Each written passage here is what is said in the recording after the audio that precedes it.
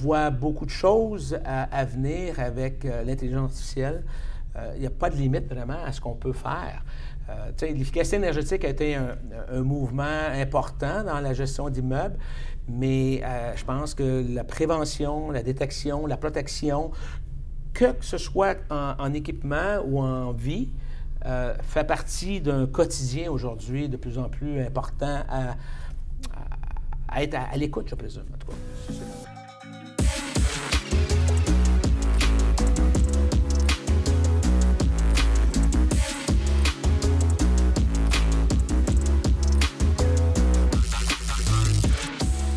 Bonjour tout le monde, ici Thierry Samlal, le PMML. Aujourd'hui, j'ai le grand plaisir et l'honneur d'avoir parmi nous aujourd'hui Marc Desparois, un ami et aussi un expert en sa matière. Bonjour Marc, bienvenue parmi nous. Bonjour Thierry, merci de me recevoir dans tes locaux. C'est très, très joli en passant. Hein, oui, c'est très joli. Oui, on est une entreprise dynamique, puis justement, on aime ça être avant-coureur, un peu comme toi. Marc, c'est quelqu'un qui est un innovateur dans son domaine. D'ailleurs, Marc, tu travailles pour Opticom Solutions. En fait, tu les représentes aujourd'hui. Oui, bien, Opticom Solutions est une entreprise que j'ai fondée il y a plusieurs années, plus de 30 ans, et avec laquelle, dans les derniers 2 ans, j'ai amené dans une direction à commercialiser des entreprises avec de nouvelles technologies, des technologies qui nous permettent d'avoir un meilleur contrôle dans notre environnement au niveau des bâtiments, entre autres, sur la gestion de risques.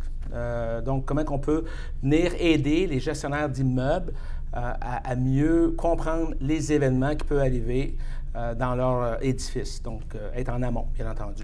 On a aussi une technologie qui est au niveau de l'aseptisation de l'air, qui est un enjeu important aujourd'hui. On sait que l'air, avant, c'était quelque chose qu'on prenait pour acquis. Aujourd'hui, on doit faire attention. On doit concevoir que l'environnement doit être aseptisé de plus en plus pour permettre les gens d'avoir moins de virus qui peut les affecter. Oui. Ça, c'est une des choses qu'on commercialise aussi. Je trouve que ça va bien ensemble avec l'intelligence artificielle des bâtiments pour la gestion des risques, mais aussi si on peut amener une technologie DEL, UVC, qui permet d'aseptiser et de tuer tous les pathogènes. Donc, on favorise cet environnement-là à mieux performer, bien entendu. Super. Donc, Marc, toi, tu es au fait, pour notre auditoire, tu travailles actuellement dans des immeubles d'habitation, tu travailles dans des immeubles commerciaux, bureaux. Oui. Fait que toi, dans le fond, tu viens implanter des systèmes au niveau de l'intelligence artificielle pour venir peaufiner un petit peu ce que les gestionnaires font, puis améliorer la qualité de vie et aussi contrôler les risques au niveau des bris techniques qu'il pourrait avoir dans les bâtiments. Tout à fait. Bien, les enjeux d'aujourd'hui, je pense que c'est d'être en amont le plus possible. Hein? Donc, des technologies se développent et évoluent. L'intelligence artificielle est quelque chose qui nous amène à mieux performer dans l'environnement. Donc, on sait que dans les immeubles, surtout, je vous dirais, résidentiels, commercial aussi, mais plutôt dans le résidentiel, là, où le multilogement, les hôtelleries, il y a beaucoup d'enjeux en termes de risques, surtout au niveau de l'eau. Oui. Donc, on implante, nous, en ce moment, un logiciel de gestion de risque qui permet de faire la prévention, la détection puis la protection en amont. Donc, l'édifice, par lui-même, devient intelligent. Donc, il est capable de dire au gestionnaire d'immeuble que si quelque chose qui doit arriver, bien, il va être en amont. On va le prévenir d'abord. On va envoyer un SMS en disant « Oh, on a détecté quelque chose qui n'est pas normal dans votre édifice. » Et vous devriez investiguer. Donc, ça vous permet de mieux réagir et d'être proactif au lieu de subir. Et quand on subit, ça coûte cher. Donc, ça permet d'avoir une meilleure gestion puis de réduire les coûts. Autant au niveau des primes d'assurance, surtout, parce que ça, c'est un enjeu énorme de plus en plus avec tout ce qui se passe sur la planète. On sait qu'il y a des coûts exorbitants de partout. Hein? Des refoulements d'eau, des dégâts d'eau, toutes sortes de choses qui nous permettent pas vraiment contrôler. Donc, si on peut détecter en amont, bien, on va prévenir puis on va éviter peut-être des événements. Donc, c'est un peu ça, l'intelligence artificielle dans les bâtiments. Puis, on parle de la mécanique de bâtiment. On peut jouer à tout l'ensemble de la mécanique, pas seulement juste la détection d'eau, mais ça peut aller à tous les équipements, que ce soit les ascenseurs, que ce soit la ventilation, toiture, tu sais, des fois, les infiltrations d'eau, on ne sait pas, on l'apprend quand il y a l'événement d'arrivée. Bien, nous, on peut être en amont. Donc, c'est ça que ça permet de faire, entre autres avec la technologie de Things Factory. Donc, imaginez-vous, mettez-vous dans le contexte où est-ce qu'actuellement, quand vous allez chercher un financement, puis vous regardez, vous faites vos coûts d'assurance, vous allez voir que vos coûts d'assurance, ceux qui ont des multilogements, vos coûts d'assurance ont monté de façon majeure dans les 2 dernières années. On a passé en moyenne 300 $ de la porte par année à près de 400-500 $ de la porte. On parle d'une augmentation, dans certains cas, de 60 %, ce qui est énorme. Fait que Marc arrive dans un contexte comme celui-là et offre une solution à venir contrôler le risque qui peut être lié à des infiltrations d'eau, mais d'autres choses aussi. Bien, écoutez, on peut parler de ventilation, on peut parler d'ascenseur, d'événements, mais si on revient au risque le plus coûteux dans un immeuble à logement, c'est l'eau. L'eau est quelque chose qui est très difficile à contrôler. Il y a des technologies qui existent en ce moment. Je n'ai pas la prétention de dire on est les seuls, mais il y a des technologies qui sécurisent les appartements. La différence de notre système, c'est qu'il permet aussi de sécuriser toute la mécanique. Donc, j'ai le terme anglais, mais les risers, donc toute la tuyauterie, que ce soit verticale, horizontale, on est en mesure de mettre des capteurs qui vont nous permettre de détecter des fuites. Donc, encore là, on est en amont plutôt que d'être en réaction. Et on protège aussi les appartements. Donc, chose que nous, on a, cette compagnie, Things Factory, est allée plus loin dans sa vision. Puis, c'est dire qu'on prend l'ensemble. Ce qui est intéressant aussi de leur système, c'est que c'est un système qui est assez ouvert à d'autres technologies. Donc, si vous avez, je ne sais pas, moi, vous avez un Honeywell ou un Johnson, je ne vais pas les nommer, mais ces gens-là ont des technologies de gestion d'immeubles, efficacité énergétique. Bien, on peut interfacer avec eux puis devenir genre je voulais dire, comment je peux dire, j'ai le mot en anglais, mais dashboard, qui regroupe tout ça. On n'est pas fermé, on est très ouvert et on permet aux gens d'être très dynamiques dans leur façon de gérer. Comment ça fonctionne pour un gestionnaire? Fait que le gestionnaire, lui, se ramasse avec un logiciel sur lequel il voit... On implante un logiciel, on implante des capteurs aussi, des capteurs de pression sur les tuyaux, on a des capteurs d'humidité, des capteurs bien entendu, de toutes sortes. Ça peut être aussi de refoulement. Dépendamment de ce que le client recherche, c'est très évolutif. C'est modulaire aussi, notre système. Donc, selon les besoins, selon les budgets, on peut designer, on peut concevoir, je dirais, en fonction de sécuriser un espace dans un édifice en ce moment-là. Dépendant encore du concept. Donc, tout ça est fait à la pièce, est fait sur mesure, aux besoins du client et des attentes, à tout de moins, à court terme. Donc, ça, c'est une façon de faire pour... Donc, si on continue là-dessus, mettons, moi, je suis un locataire, je suis dans l'unité 303. Oui. Je prends mon téléphone, je suis dans ma salle de bain, puis au plafond, j'ai de l'eau qui commence à couler. Qu'est-ce qui se passe pour... Normalement, s'il y a une fuite qui vient du plafond, donc on a ces deux problèmes, ça vient de plus haut. Mais avant d'aller là, on va avoir coupé probablement l'alimentation en eau. Parce qu'on va installer des détecteurs de fuite d'eau qui sont liés à des vannes qu'on appelle en français, qui viennent couper localement. Donc, tu mets en place un système intelligent qui est capable de détecter qu'un problème existe et qui va couper? Bien, c'est un système qui, lui, va détecter la fuite d'eau. Il va envoyer un signal à la vanne qui, elle, va avoir un mécanisme qui va fermer temporairement. Ça, c'est au niveau local. Okay. Maintenant, si on parle de tuyauterie à l'intérieur des murs, ça, c'est une autre approche. Là où nous, on installe des équipements qui permettent aussi de détecter s'il n'y a pas je pourrais dire, sur les soudures, des fuites potentielles qui pourraient arriver, ou la pression qui a monté dans les tuyaux, puis il peut créer un bris, on va le détecter, et à ce moment-là, on va venir couper selon ce qu'on aura conçu. On coupe-tu un étage, 2 étages, 3 étages? Comment on va isoler ces mains, ces risers à ce moment-là?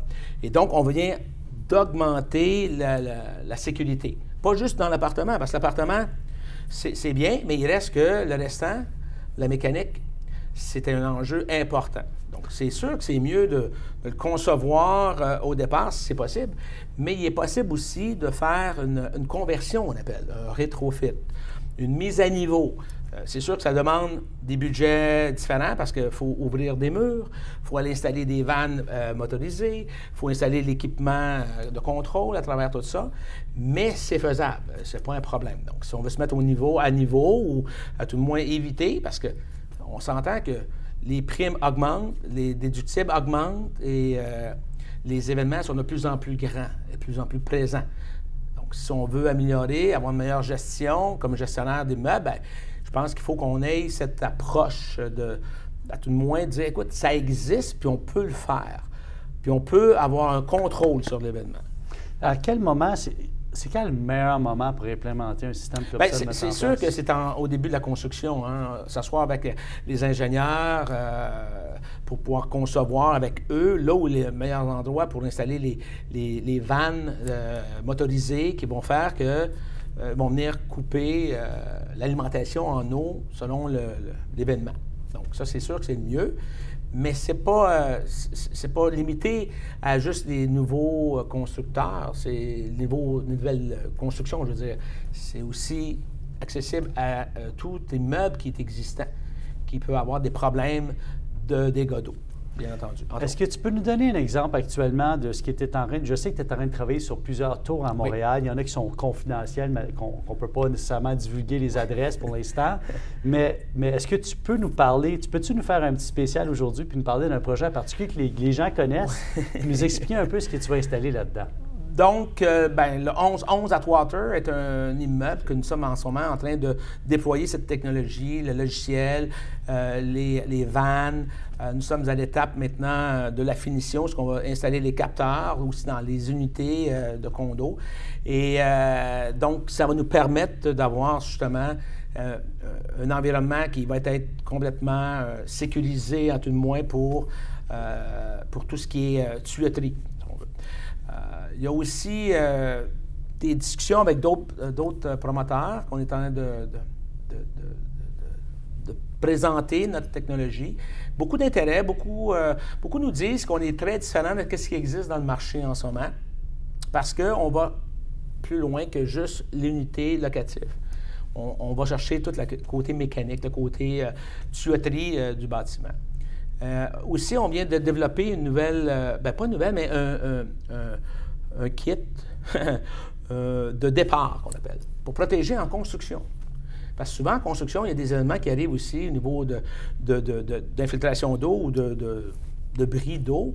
Donc, on peut aussi aller progressivement dans l'implantation d'une nouvelle tour, mettre notre système de base qui permet de dire, bien, en construction, on peut protéger contre ces événements-là. Donc, ça, c'est quelque chose qui est en train d'être sur le point d'être lancé dans le marché. Je vous dirais, dans quelques semaines, on est rendu avec ce kit de départ-là. Et cette technologie-là, Marc, mis à part au niveau de la plomberie, tantôt, on a parlé de beaucoup de choses ensemble. Est-ce que cette technologie-là peut s'étendre à d'autres choses également? Oui, parce que c'est évolutif. En ce moment, on l'a adressé à des événements qui sont les plus coûteux en ce moment. Mais ça peut être aussi au niveau de la ventilation, ça peut être au niveau des cages d'ascenseur. Donc, tout ce qui est la mécanique et l'environnement aussi, là, si on veut aller plus loin, mettre l'intelligence d'un édifice, ça n'a pas de limite non plus. Donc, qu'est-ce qu'on veut? C'est possible. On peut aller même avoir, parce qu'on voit qu'il y a des immeubles qui se construisent avec des multifonctions. Hein? Donc, le 11-11 est un immeuble à multifonction. Des gens, où il va y avoir des gens plus âgés, moins âgés. Puis, il y a moyen aussi de créer une sécurité dans cet environnement-là, en ayant des détecteurs de présence et de voir comment est-ce que les gens sont dans leur environnement, s'ils ont besoin d'aide. On peut parler de gens qui font l'Alzheimer, entre autres, qui nécessitent un peu plus d'attention. Donc, il y a moyen de venir regrouper des technologies dans ce milieu-là qui permet aux gestionnaires d'avoir des alertes, de recevoir des informations, à tout le moins s'il y a quelque chose, un événement. Quelqu'un qui ne s'est pas réveillé, il est tombé, il est blessé. Peu importe, là, si on doit gérer cette information, on peut aller jusque-là. Ça peut être ajouté et gérés par notre système. Ce que je comprends aussi, beaucoup par ce que tu nous présentes aujourd'hui, c'est qu'il y a un aspect prévention, puis un aspect aussi gestion. Puis je vois que dans la gestion, si c'est géré en prévention, il peut y avoir des économies de coûts importantes. Bien, ça, c'est évident. On s'entend que d'appeler un plombier un samedi soir, quand il y a un événement d'eau, un dégât d'eau, c'est extrêmement dispendieux et c'est des coûts pour réparer après. Donc, cette prévention-là, elle devient monnayable, elle devient rentable rapidement. C'est sûr.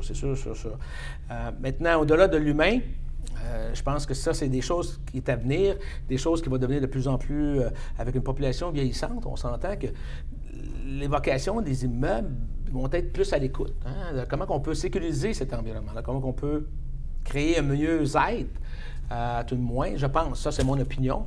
Ouais. Moi, je vois beaucoup de choses à venir avec l'intelligence artificielle. Il n'y a pas de limite vraiment à ce qu'on peut faire.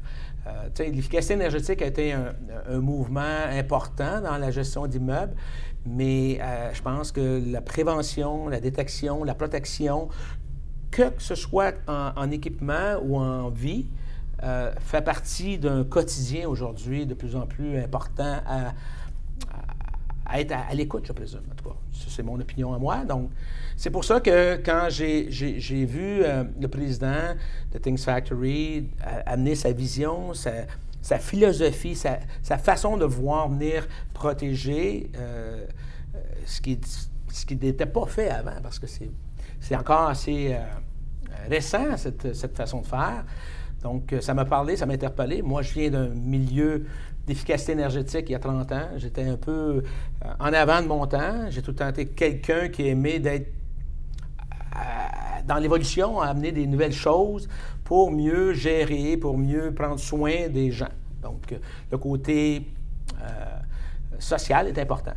Donc, je pense que pour moi, c'est quelque chose qui est important à déployer pour limiter les coûts, les augmentations des primes d'assurance, l'augmentation de peu importe. Donc, c'est une mission dans laquelle je me suis dédié à commercialiser des nouvelles technologies, entre autres. Donc, c'est ce qui m'habite. Mais dans un contexte, ce que je trouve intéressant, surtout pour les gens qui nous écoutent, là, dans un contexte de on doit commencer à regarder nos immeubles avec une rentabilité à long terme. On doit arrêter de regarder avec du 5 ans, on doit regarder la conservation de l'immeuble à long terme, 10-15 ans. Quand tu commences à computer les frais possibles avec le temps, tu les actualises, puis tu dis, mais je suis capable d'éviter ces frais-là, puis de prévoir mon entretien d'avance. Ça bouge toujours à tel endroit, bien, j'ai une intervention là à faire. Au niveau de la sécurité humaine, au niveau des gens qui ont des résidences pour personnes autonomes, ça offre une notion de sécurité, donc une meilleure valeur locative. Ça, au niveau économique, c'est super intéressant je pense que les gens nous écoutent. Maintenant, tu as parlé beaucoup de technologie avancée et tantôt, on a eu d'autres conversations sur l'électrification des... oui, parce que dans ma mission d'Opticom Solutions, je me suis donné comme mandat de commercialiser des nouvelles technologies. Hein. On s'entend que c'est un peu... le nerf de la guerre en ce moment, c'est vraiment le côté technologique. Il y a une grosse transition qui s'en vient en termes de l'électrification. On parle de voitures électriques. Donc, on doit changer nos comportements pour réduire notre empreinte carbone. Et l'électrification est une façon de faire. Et je suis en ce moment à la commercialisation de technologies solaires qui permettent soit d'éclairer en solaire, mais aussi d'alimenter en solaire et aussi d'implanter, je vous dirais, une tour solaire cellulaire même. Amener un écosystème de communication. On sait que la technologie évolue, on parle de 5G, ça a des défis aussi, hein, c'est très performant, mais ça n'a pas la même portée qu'un 4G ou un LTE. Donc, comment on adresse la transition vers le futur dans l'électrification, c'est complexe. Ça demande beaucoup, je pourrais dire, de technologie, que ce soit du solaire, que ce soit aussi l'éolien. Donc, on a besoin de contribuer de toutes les façons qu'il soit pour amener une économie beaucoup plus verte. Donc, ça, est-ce qu'on peut, mettons, espérer comme propriétaire dire maintenant ou un jour, dire mes aires communes extérieures, je les éclaire avec une technologie verte que je vais implanter et je vais sauver de l'argent. Je peux-tu alimenter mes aires communes d'éclairage, mettons? Est-ce que c'est déjà faisable actuellement dans la technologie? C'est sûr qu'il faut voir, parce qu'on a quand même une limitation en ce moment en termes de solaire, parce qu'on n'est pas dans un endroit où c'est le plus favorisé en termes de soleil. 55e parallèle, c'est quand même un défi. Mais je peux vous dire qu'en ce moment, la compagnie, l'entreprise que je commercialise, Soluxium, a une technologie super intéressante qui peut produire jusqu'à 12 kW avec une tour solaire.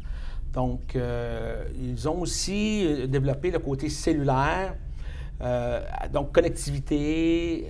Donc, il y a moyen. Mais c'est sûr qu'on est au début de cette technologie-là. Mais il y a des choses qu'on fait au Québec qui est super intéressant. Puis on est dans des pionniers en ce moment en train d'implanter ces technologies-là. C'est sûr que d'un matin, est-ce qu'on pourrait arriver avec je sais pas, moi, avec un édifice, puis on dit, écoute, on veut alimenter des voitures électriques, il nous manque d'énergie, quelles sont nos solutions? Est-ce que ça pourrait être une solution? Peut-être que ça pourrait être une solution. Il faudrait analyser, voir c'est quoi la demande, bien entendu, mais en ce moment, on pourrait arriver à faire au moins un délestage. À tout le moins contribuer à quelque part à ce réseau qui est très... C'est demandant d'implanter tout le changement. Là. Je pense qu'Hydro-Québec a d'énormes défis. Puis, pas dit que tout effort qui est fait en cette direction va contribuer au Québec, à mon avis, d'implanter davantage ce mouvement, ce changement. Donc, oui, c'est possible. C'est pour ça que je fais ce genre de commercialisation-là, parce que je trouve que ça va bien ensemble. Donc, l'intelligence, l'efficacité énergétique, ça s'embrique là-dedans aussi. Puis, d'avoir des solutions d'alimentation solaire, pourquoi pas? Puis, généralement, parce que tu t'implantes tes systèmes dans les immeubles neufs, tu fais aussi des rétrofits donc, dans les immeubles existants. Tout à fait. Généralement, quels sont les conseils, sans rentrer dans le détail de ta profession, de ta spécialisation, quels sont les conseils de base qui reviennent plus souvent pour un propriétaire foncier? En ce moment, les conseils de base, c'est une très bonne question, Thierry, parce qu'il y a tellement d'enjeux pour ces propriétaires, ces bâtisseurs d'immeubles. Je dirais que nous, on est au début de cette conscience de leur dire que, écoute, il y a peut-être d'autres façons de faire pour vous aider à mieux gérer, pour vous aider à mettre des budgets ailleurs que de le mettre dans des événements.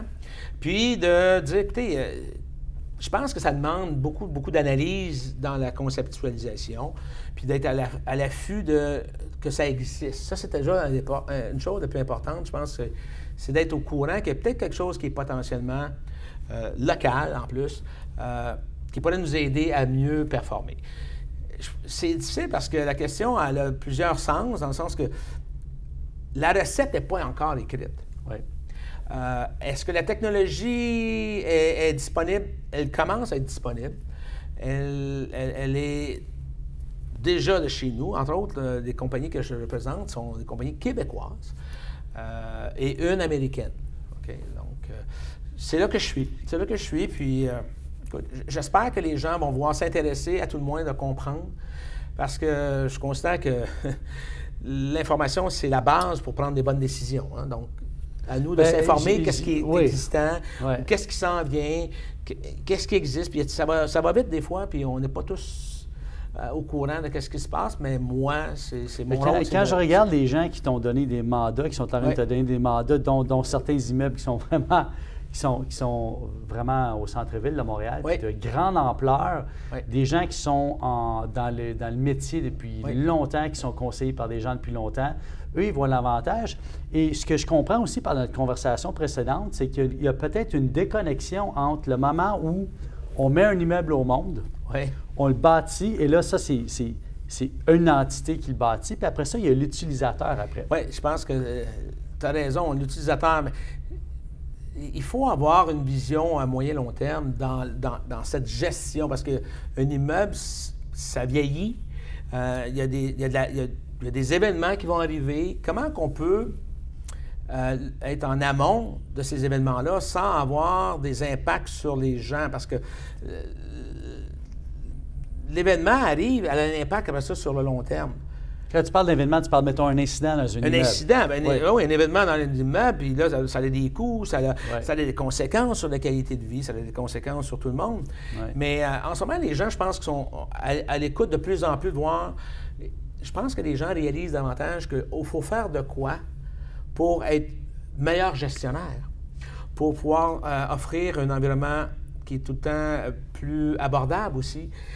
On s'entend que tout augmente, les coûts, la main-d'œuvre, la disponibilité de main-d'œuvre aussi est rare de plus en plus. Donc, si on implante des systèmes qui nous permettent de diminuer la ressource en amont pour gérer des situations ou à tout le moins s'assurer que nos équipements sont encore adéquats, oui. Bien, je pense qu'on se donne les moyens d'être plus performants, moins coûteux, puis ça a une répercussion après ça sur tout le monde. L'individu qui a la capacité de payer. On s'entend qu'un immeuble locatif a des coûts reliés à des frais variables qu'on appelle. Des frais variables, c'est comment ça a coûté pour le gérer cette année, qu'est-ce qui est arrivé. Donc, comment qu'on vient pour limiter ça le plus possible? Ça, c'est un enjeu d'aujourd'hui et de demain à venir. Mais je pense que maintenant, et plus que jamais, avec tout ce qui se passe dans l'environnement, les compagnies d'assurance sont énormément sollicitées. Il y a tellement d'enjeux à tout niveau. Donc, s'il y a moyen de mettre en place des systèmes qui permettent de gérer à tout le moins cet événement-là, les risques de dégâts d'eau, entre autres, bien, je suis convaincu qu'ils vont être à l'écoute. Puis ils vont probablement dire aux citoyens corporatifs, ils vont dire, bien oui, vous avez pris les moyens, donc on va vous donner une réduction, ou à tout le moins, on n'augmentera pas. Parce que l'événement fait quoi? Fait augmenter la prime à chaque année. Le déductible augmente à chaque fois. Moi, je suis propriétaire à Québec d'un condo, puis on est 82. Il y a 3 ans, après 3 événements qui est arrivé dans cet immeuble, on a été convoqué par le syndicat de copropriété, puis on nous a dit, bien là, vous devez cotiser 1 300 $ cette année parce qu'on n'est plus assurable. On doit mettre un système de détection de fuite d'eau dans vos appartements. Donc, je l'ai vécu, je vous dirais, il y a 3 ans, avant que je sois dans ce que je suis aujourd'hui, parce que depuis 2 ans, suite à ça, je me suis intéressé à dire qu'est-ce qu'on peut faire pour limiter ces impacts monétaires-là qui viennent m'impacter à moi là, demain matin. Là. Je ne peux pas rien faire parce qu'on n'est plus assurable. Donc, la copropriété n'a pas le choix. Le déductible a augmenté aussi. La prime a augmenté. Et là, on dit, bien, OK, on subit. Je pense qu'il y a des moyens aujourd'hui qui sont disponibles, qui permettent aux gens d'être en amont dans leur gestion de risque.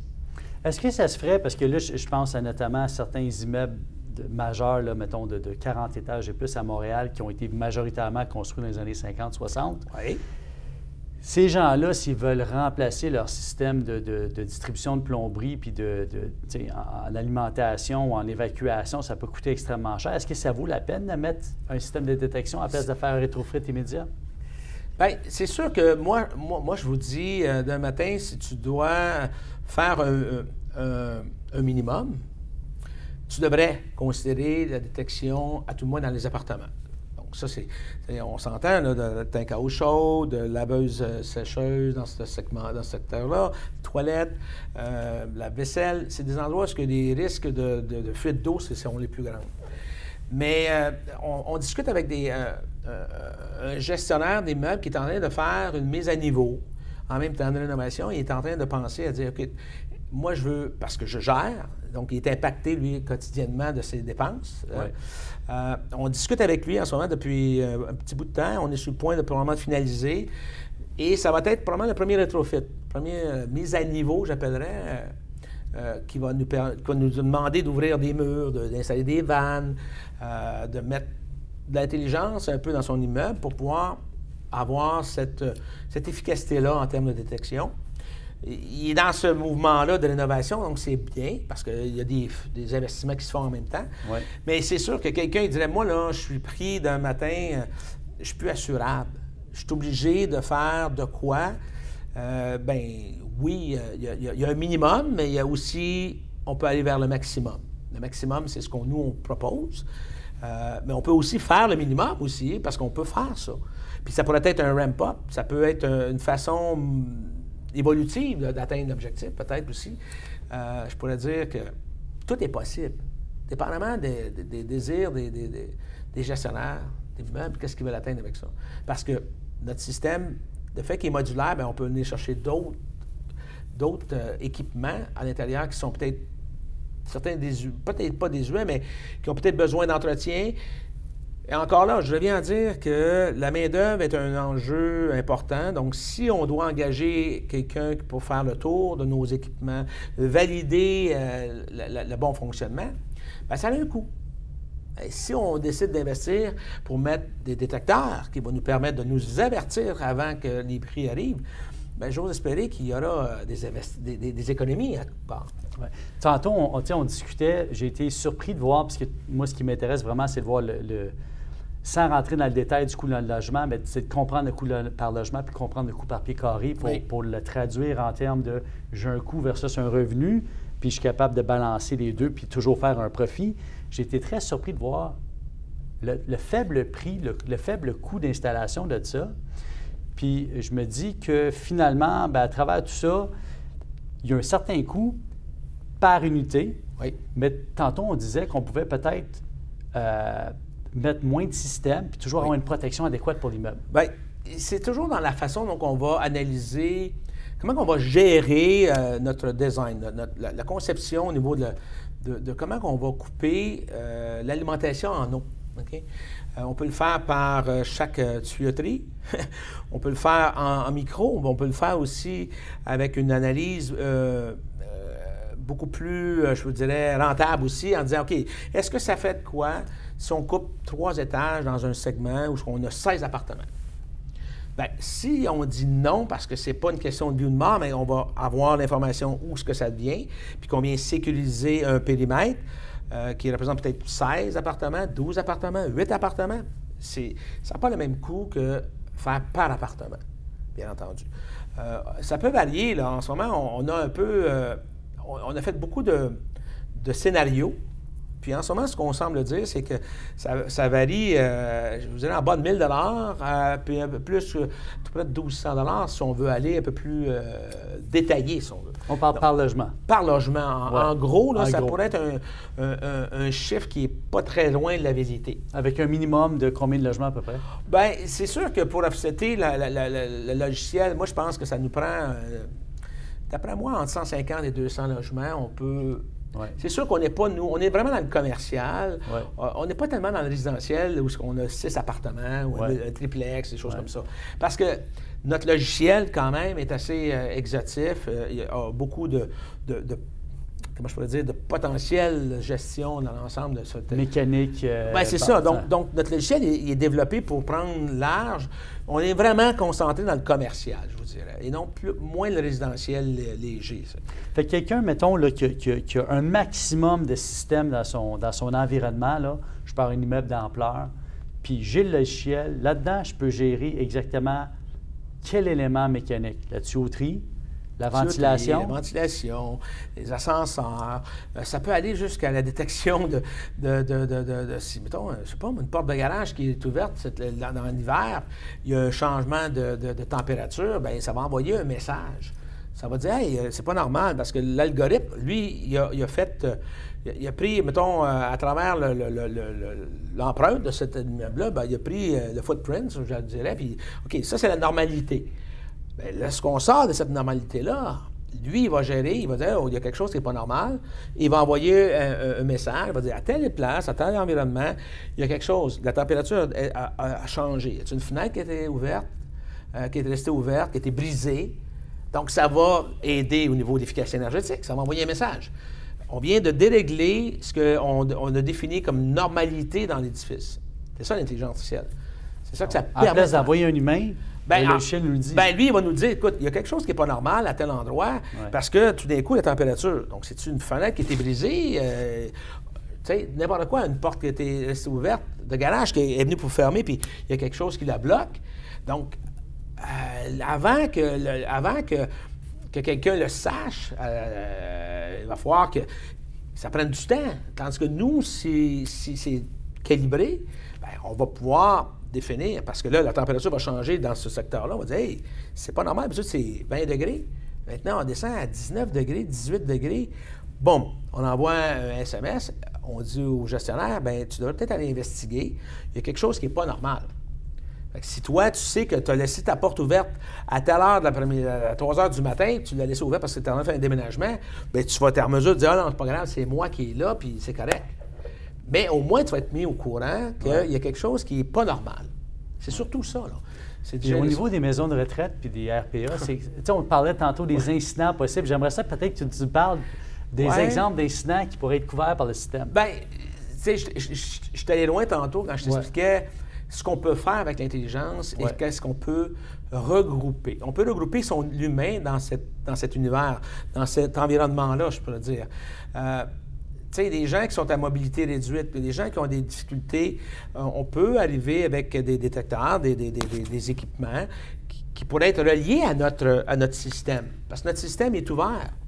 Il prend... vous avez un immeuble qui est intelligent, en efficacité énergétique, une technologie X, Y. On peut venir l'interfacer, on peut se brancher avec, puis il va juste... Vous allez avoir un dashboard, un tableau barre, je dirais, plus... puis vous allez pouvoir faire l'analyse à ce moment-là. Donc, autant pour l'humain, si l'humain, on dit que lui, on veut savoir s'il est dans son environnement puis sécuritaire, bien, on met des détecteurs, puis à ce moment-là, ça existe. C'est pas quelque chose de nouveau qu'on fait, mais on peut venir l'intégrer à notre plateforme. Puis, ça vous permet, comme gestionnaire, d'avoir encore plus d'informations. Donc, c'est juste que ce qui est intéressant, c'est que c'est quelque chose qui nous permet de moduler l'environnement, faire la prévention, la détection, la protection.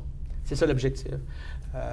L'efficacité énergétique, on laisse ça à des spécialistes qui le font déjà, mais on est capable d'être branché avec ces gens-là, puis prendre leur data, puis de l'amener, puis de vous le donner dans un format, si vous voulez. Donc ça, c'est ce que cette entreprise-là permet de faire, entre autres. Donc, c'est ça qui est dynamisant parce que c'est pas limitatif. C'est pas, je prends... voyez-vous, on parle avec un client en ce moment qui, lui, a une technologie américaine, logicielle, un peu similaire à la nôtre, mais c'est en vase clos. Lui, là, c'est comme... Il faut que ça passe tout par lui, sinon ça ne s'intègre pas avec d'autres technologies. Donc, nous, on a décidé d'aller open, à être ouvert, puis de prendre l'information puis de juste la transposer. Donc, ça demande l'intégration, mais on est capable de le faire. C'est pas limitatif. C'est ce qui est la beauté de notre technologie ou de notre logiciel. Donc, ton logiciel peut se marier à toute la technologie intelligente existante. Oui, tout à fait. Sans avoir obligé d'acheter un système qui est relié à toi. Là. Exactement. Marc, merci beaucoup de ta présence ici aujourd'hui. J'en ai beaucoup à dire. Hein? On pourrait continuer longtemps. Puis je pense qu'on est dans une conjoncture actuellement avec tous les nouveaux règlements de la CHL en termes d'emprunts possibles, des amortissements de plus en plus longs sur les financements, le vouloir d'économiser les frais d'énergie à court, à long et à moyen terme. Les gens ont finalement compris au Québec que la durée de vie d'un immeuble, on doit conserver ça longtemps. Tout à fait. On n'a pas fait nécessairement attention à notre inventaire immobilier. Puis là, on est en train de mettre en place des éléments neufs. Commençons donc tout de suite à protéger ces systèmes-là, les rendre plus intégrés, les rendre plus manageables et gestionnables à travers le temps. Marc, de Apticom Solutions, merci beaucoup. Un grand plaisir de t'avoir. Merci à toi, Thierry. Fait qu'on peut te rejoindre, simplement passer, envoyez-moi un petit message, sinon Apticom Solutions. Vous allez pouvoir nous retrouver. Contactez-moi si vous voulez parler à Marc et avoir des conseils comme ça, valables, qui vont vous permettre de faire des économies importantes. Et on se voit bientôt lors d'une prochaine entrevue. Merci beaucoup, Marc. Merci. Au revoir. Merci, Thierry. À la prochaine. Très plaisir. Yes.